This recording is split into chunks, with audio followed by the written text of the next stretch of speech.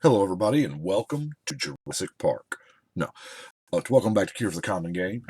Today, we're going to be talking about Zacama, the first of the 9 Rivals of Ixalan commanders. Now, Zacama here, if you guys haven't seen the breakdown with the Command Zone guys, it's I listen to the podcast because I spend a lot of drive time, so I can't really watch it. But anyway, it's a great video, and I kind of thought along the same lines. But anyways, 9 mana, 9/9 vigilance, reach, trample, which I would have thought that reach would have been haste, to be honest with you, because it looks like they tried to balance this thing out with a red ability, green ability, white ability, and obviously white is vigilance, and the red or the green would be trample. So red got reach. I don't. Haste instead of reach would have probably made it too good. It probably would have. But anyway, the big thing here is when he enters the battlefield, if you cast it. So you got to cast it and it's got to resolve. So you untap all your lands. Now, obviously, you're going to want to, tap them all and float man and whatever. But the 3 abilities, you've got a creature burn, you've got a naturalize, and you've got a healing salve.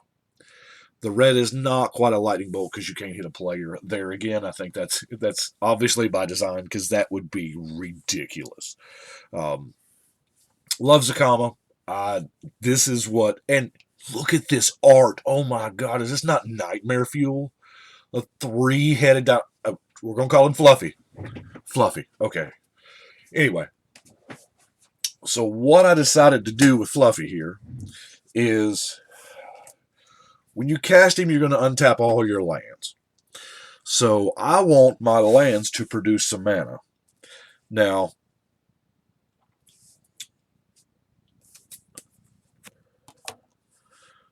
Mana Flare is going to start us down the road here. We're going to trying to get as many mana doublers as possible. So we've got the Mana Flare, and then, of course, the Kamigawa gave us the green version of the Mana Flare.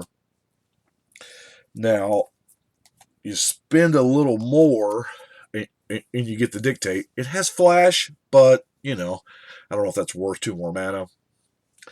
I guess you can flash it into the end of the turn right before yours.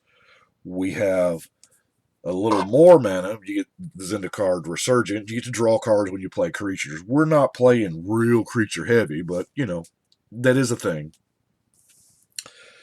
We have the Regal Behemoth, which is 6 mana, and it will die to the board wipes and things. You get the upside of you just become the Monarch, which is not a real thing in this deck anyway. This is the only card that interacts with Monarchy, but it does double mana.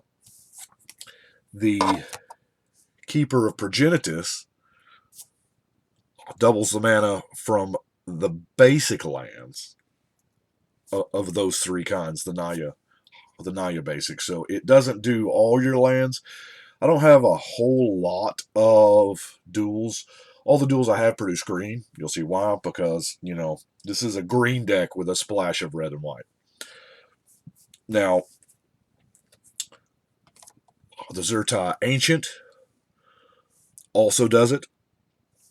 Mana doubler. And then to a lesser, exactly double, but, double meat, double cheese is a great card. You get to draw an extra card and drop an extra land. Now, right now, before we go any further, yes, that is 3 cards that I really want for the deck. I wanted to go ahead and put the deck out there. The 3 cards I want are the Mirari's Awake, the Exploration, and the Boundless Realms, because those 3 I feel like would just take this card over the top. We're playing a little heavy right now, and I've got 3 Forest in the deck specifically for these cards to replace once I get them. Now, as far as artifact mana ramp, you're looking at it. Soul Ring, end of story.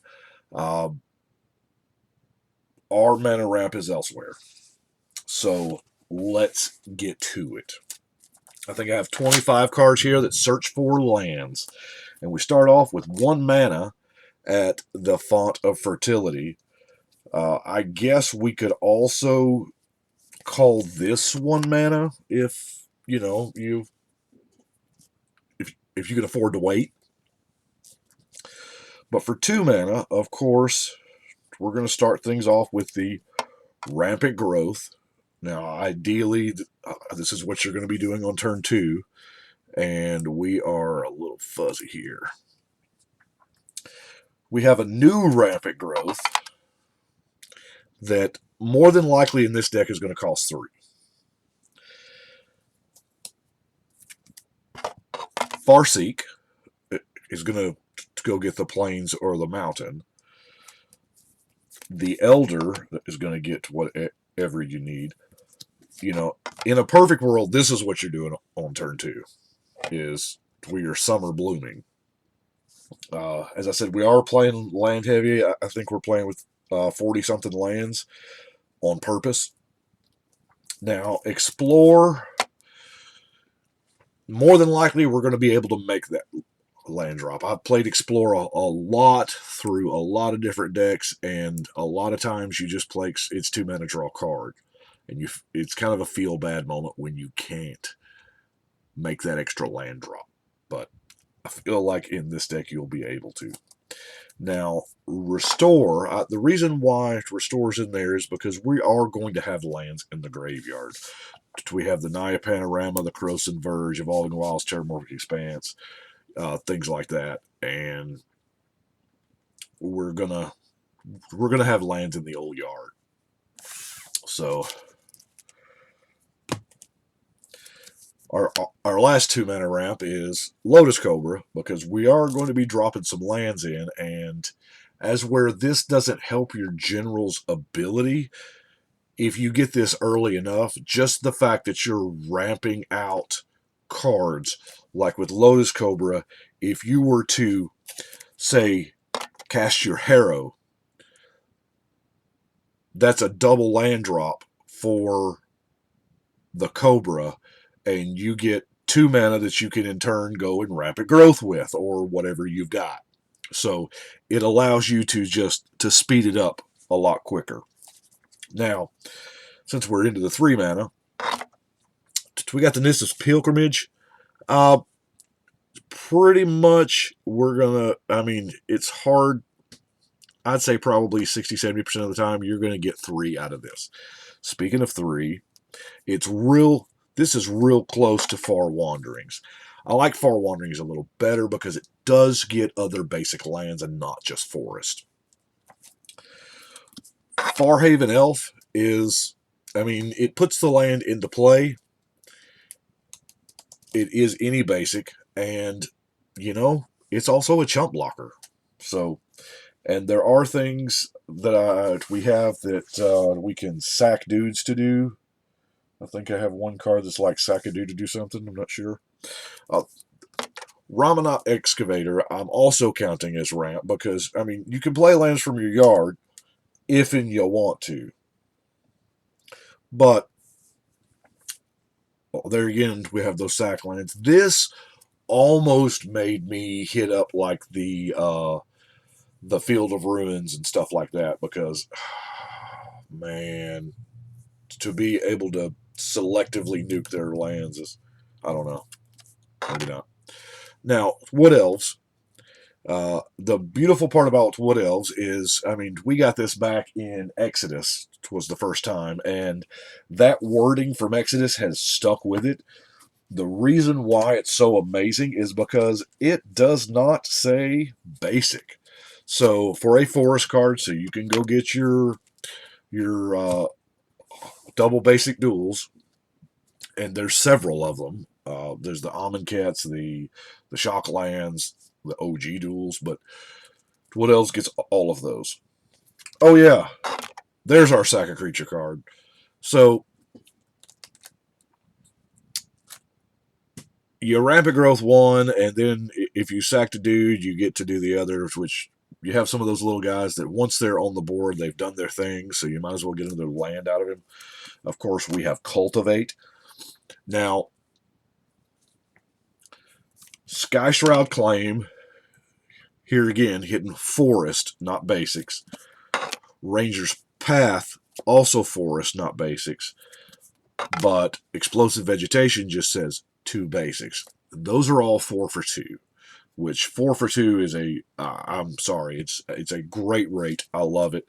Now, kind of like, Sad Robot, whatever. But Into the Wilds is kind of neat. It's almost extra card draw and almost ramp at the same time. It's kind of pieces of both, but not really, but really. You see what I'm saying? It's a good card, and I say good. It's a very situational card, and I think this deck actually is where this is what we want to be doing. Because in a perfect world, what we're doing with Zacama is we are tapping out, we're playing Zacama, untapping, 40, 50 mana, and just channeling it all through Zacama to blow up all the artifacts or the enchantments, kill all the creatures that can be killed, because we're totally going to be shooting them down, because even the ones that have hexproof, that stuff's gone. Anyway, Hour of Promise is going to go get 2 lands, one of which is probably always going to be the Terrain Generator, because let's face it, I love me some Terrain Generator, and it just lets you keep ramping after you got the land. So, and then the Nissa's Expedition. The Convoke, you're probably never going to, maybe you got your Wood Elf out there, I don't know, but you're probably not going to Convoke it. It's probably just 5 for 2, which, you know what? That's fine too. Now, Fervor and Emblem of the Warmind are going to give it haste, because, we really want that haste. The turn it comes into play, I think it's important to be able to use that mana, shoot every blocker down, and just get into the red zone. It's got Vigilance and Reach and Trample, so this is a combat-centric general. Now, the only 2 equipment I have in here are the boots, kind of keep them safe. I have these boots and not the other boots, because Shroud is kind of, I don't think so. And then Double Strike, because, that's what he needs. Zacama needs Double Strike, because, why not? Now, we have an issue with, let's see. Here, let's look at some utility here. Sword of the Plowshare is probably in there. The reason why I've got it in there is, indestructible creatures are a thing. We've got the Spotlight to take care of the hexproof, but he can't really shoot down indestructible things. So the all that jazz, we got to hinge toward the sword or whatever. Now, we are playing Naya, so the Naya Charm. I really like the Naya Charm. Does 3 damage to a creature. We are probably never, ever using that mode, because, that ability is free on the general, which, by the way, building this deck was really, really mind-warping, because, your ramp is all different, and you don't want to put in any naturalized type of X, because you've got that built in your general. You don't want to really build in any Pyroclasm type of X, because we've got that built into our general. And no life gain, because we have it, it frees up a whole bunch of card slots. Just your general having those 3 abilities. But this 3, probably the return, the regrowth, and even if they do have the indestructible stuff, tapping their team hurts bad. Now, I've got Scout's Warning in there because, well, it's funny. I love it. And it's kind of the Suedo haste. Oh, at the end of your turn, I'm going to Scout's Warning, draw me a card, play my general, use all this mana, blow up. Yeah. And Zacama at instant speed, pretty neat. Now, we have got Shield of the Ages. Now, Shield of the Ages is in the, because we are producing, I mean, this is a big mana deck. It's a big, big mana deck. And Genesis Wave would probably be pretty good. The reason why I don't have Genesis Wave in here is because all of the sorceries. I mean, we have a ton of sorceries that we would just lose.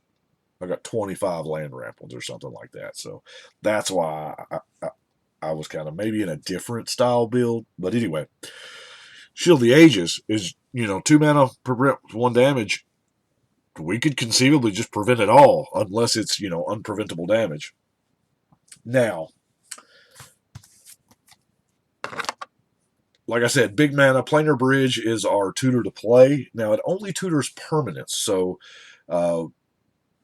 early enough, you can get your mana doublers out there. You can get whatever you need. We're going to go into these last 5 cards here are what I'm going to call alternate win conditions, even though they're not really alternate. The Sigil of Distinction. Now, this is, I'm sorry, a third equipment. My bad. The Sigil of Distinction, like I said, big mana. I feel like you're going to get one good shot per player before they, I mean, if you get that, because Zacama, I gotta feel like, is a target. So Sigil of Distinction turns him into a one-shot cannon. He's a one-shot player killer. So that, I mean, because I conceivably see this having, 20 counters on it. Pretty sweet. Now, 4 big... running the Zendikar Incarnate, he's on color. Now, granted, he's probably going to be like a 24, which that 4 toughness bothers me a little bit, but hey, it's fine. This is probably one of those cards that will get replaced. I didn't want to use like a whole ton of board wipes because, well, if the creatures can die, then I'm just probably going to shoot them down with my general. So, and even if the general, even if they kill the general a whole bunch of times, this deck is big mana. So, I mean, 9, 11, 13, so what, 15? You can still keep recasting your general and still keep getting a rebate out of it, a mana rebate. Now, so got the Zendikar Incarnate to early blocks, maybe, whatever. Hero's Bane also seems really good with the big mana side of it because, oh gosh, he gets really big really quick. And if somehow you've got the sigil on this guy, I mean, all right, so here, just 5 mana, he comes into play, he's got 4 counters. So, he's a 4. With no outside assistance whatsoever, you're going to spend 4 mana. He's going to go up to 8. We have 4 mana invested. Keep track of this real quick. 1 activation. And then we spend 4 more mana, and he goes from 8 to 16, and 4 more from 16 to 32, and you can't see my marks. And then 4, let's see, 4 to 8, 8 to 16, 16 to 32, 32 to 64. So for the low price of 16 mana, this guy's 64. What? So, yeah, I mean, he's a player killer by himself. He does not have the Comedian Colossus Pro Black, but that Comedian Colossus is only till end of turn. This is a permanent counter, so that's your trade-off. Our other alt win with big mana is Banefire. Now, I chose Banefire because the damage, if X is 5 or more, which it's totally going to be, it can't be prevented, and it can't be countered. It's happening. So that's a way to, and I could conceivably see, attacking out one player and just burning out another. Now, my last card here is probably what we're going to go get with the tutor to play artifact. I mean, it's big mana, man. What can you expect? Helix Pinnacle is kind of where it's at, and this card is 101 mana, win the game. I mean, it's a sorcery that says 101 mana, win the game, in my opinion, most of the time. Now, it is during your upkeep, so you have to survive to your upkeep with this. And there have been times, when I have had 100 counters on this Joker and died before my upkeep. Yeah. But anyway, that's what I have got for Fluffy or Zacama. I do appreciate y'all watching. Y'all let me know what you think. This, as I said, this is the first draft. I really need to get that Wake Exploration and Realms in here. I am itching to play this one. I really, really want to play it. So I think we're gonna keep going. I managed to get at the pre-release. I managed to get 4 of the 9 legendaries. Maybe I can. Those 4 will keep me busy until the set actually does come out, and we can start cracking packs and whatever, and maybe we'll get some of the others. We may even get some more of the cards to make it better, because as of right now, I've got I got the Merfolk Legend, but I didn't get the little uncommon Merfolk that I wanted, the little Lord. But anyway, I appreciate you watching. Like I said, y'all let me know what you think. But right now, I think we're going to shuffle and cut.